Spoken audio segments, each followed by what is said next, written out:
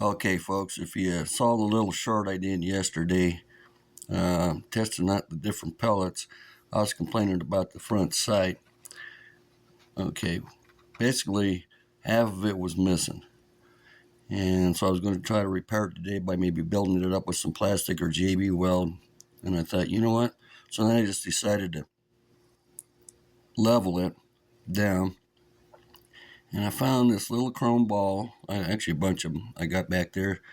It goes to differential bearings in some RC cars, and it was the same width, same height as what would originally been there with that bar.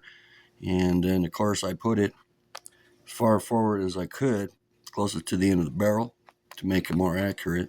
First, I was going to just super glue that ball on there, and I thought, no, this thing's one of those double recoil brake barrel guns, and it not only has one good thump, it has two.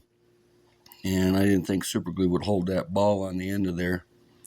So I decided to go ahead and just mix up a little JB weld. JB weld that bugger right on there. Hopefully that will hold it on there. Since it's a discontinued model, finding a new sight would have been, not worth my time. Not to mention, the original sight was all the way, it was a long sight. And you don't need that.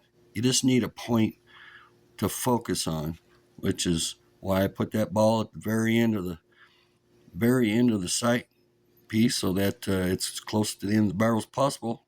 Make it as most accurate as possible.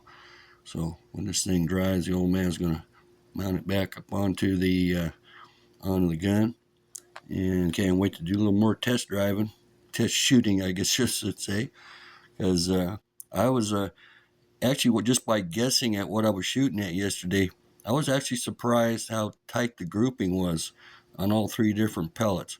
Hopefully this will improve that a lot. Was looking around, try to find a scope maybe to use, but the only scopes I have are for regular rifles, and you can't use those on a brake barrel spring gun because it will destroy a $500-600 scope like within no time flat, because they're only designed to have one recoil. You have to have a special type of scope for these brake barrel guns that can accept a double recoil. Otherwise, you're just destroying an expensive scope for no reason. All right, you guys, that's the end of my video. When this dries, we'll take it for a test drive. All right, see you later. Bye.